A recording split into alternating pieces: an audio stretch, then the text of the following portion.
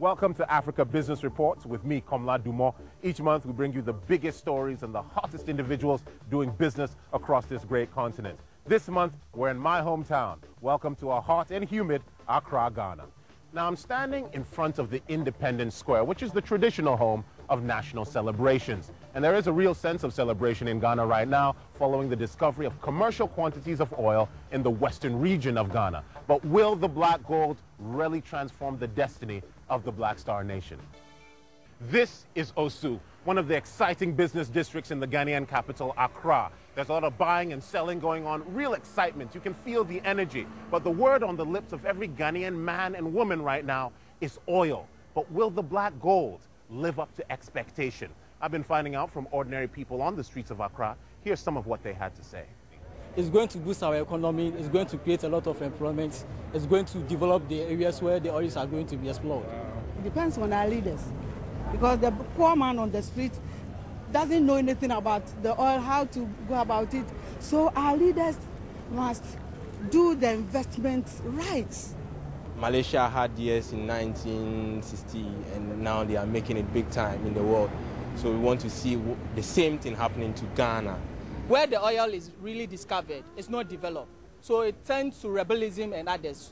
I can take Somalia and Sudan, for instance. They are all oil countries, but this problem do exist there. So I'm really, really apprehensive about what our government will do about it.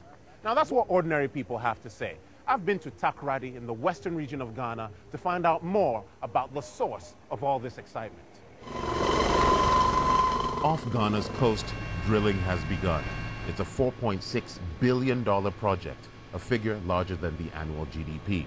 Despite the potential revenue windfall from the oil expected late next year, the extraction costs now are enormous. This rig has a running cost of $1 million a day, one of 3 operating in this field. We're cruising 500 meters above the Atlantic. Eric the Red is the Norwegian vessel that's drilling 3.5 kilometers below the surface, trying to bring that oil up and into Ghana's economy. Now when we get there, we'll be speaking to the man who's been entrusted with protecting Ghana's national interest in the oil business. All right. Hello, Thomas. Welcome to the rig. Thank you very much. Good. I can see you have a big operation going on right now. Yes. What's this about?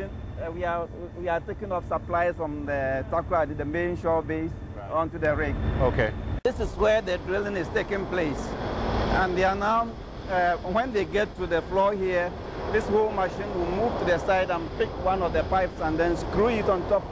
Now, Thomas Meno, you are the Director of Operations for the Ghana National Petroleum Corporation, which is the government's key agency in the search for oil here. First of all, how significant is this Jubilee field to Ghana's goal of becoming a major oil producer? The Jubilee field is very important. It's very significant find. It was discovered in 2007.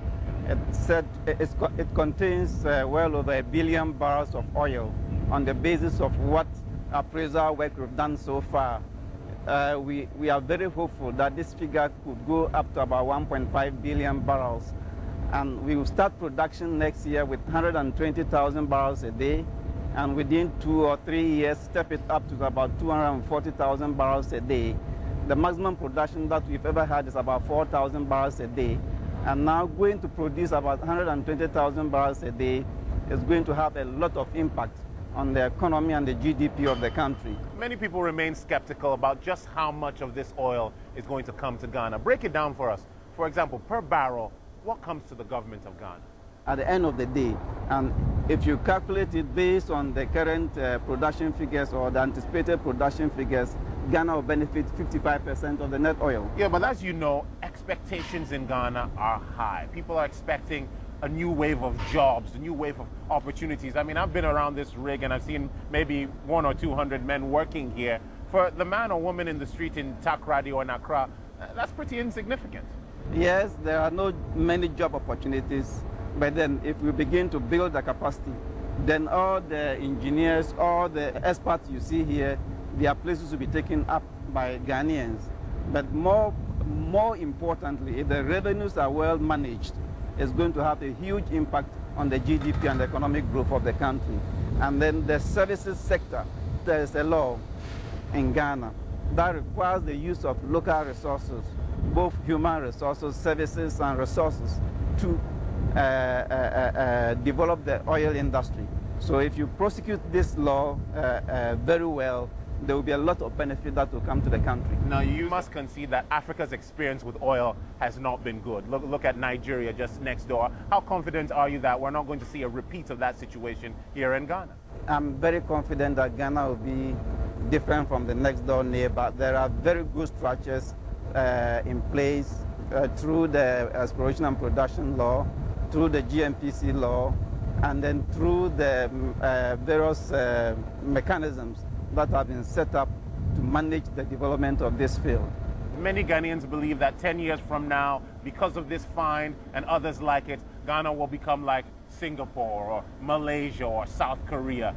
Do you really think that's possible? Yeah, clearly I believe that it's quite possible. If GMPC, as the state agency mandated to manage these natural resources, is not able to make a find, make an impact on Ghanaians, then we would have failed in our duty. And I'm very happy that the President of the nation always talks about making the oil discovery a blessing and not a curse. And it is up to us, GMPC, to manage it in such a way that it will have the desired impact on the lives of Ghanaians. Welcome to part 2 of Africa Business Reports, coming to you this month from Accra, Ghana. But here in Accra, for the average Ghanaian, finding quality healthcare is always a challenge. And that's ironic because the private healthcare services are doing big business and attracting health tourists from across Africa. So where does this leave the man or woman in the streets? Egon Kosu has been investigating. Tranquility, a waterfront view, and what about a spot of minor surgery or colonic irrigation? Welcome to Holy Trinity Spa. Well, it's all on offer here. This spa on the banks of the River Volta is run by the private Holy Trinity Hospital in nearby Accra. It aims to become a major tourist attraction by combining the amenities of a luxury resort with a wide range of medical screening and treatments. It prides itself on its holistic approach. Now, believe it or not, this is an important marketing tool in attracting hundreds of health tourists to this facility every year. This gentleman is undergoing what's known as bamboo massage. Over here, we have somebody who's undergoing hot stone massage. Now, if you come with me this way, we get to hydrotherapy, where people are treated by water of things like stress and all sorts of aches and pains. It's known here as the supersonic wave bubbling massage bath. And for obvious reasons, it's rather popular. In fact, the idea of combining healthcare with a vacation seems to be catching on. I've had full blood work here, ECG. I've had my kidney checked, liver, stress therapy, relaxation, sleep relaxation, detoxification of the body. This is my 4th week, so I've gone through quite several of the facilities. Why did you come all the way here from Lagos? Honestly, I couldn't find one in Lagos, and I was doing a research. I was trying to take a vacation, quiet place, and I was thinking of, I didn't know it would be within Africa. So when I came across it, I was like actually surprised. But it's not all about complementary health and preventative measures. The hospital's headquarters in Accra offers a wider range of more traditional services. Now, this is a key part of the business of Holy Trinity Hospital. People come here for cosmetic and orthopedic surgery, but the hospital really plans to expand its suite of surgical services to attract even more international clients.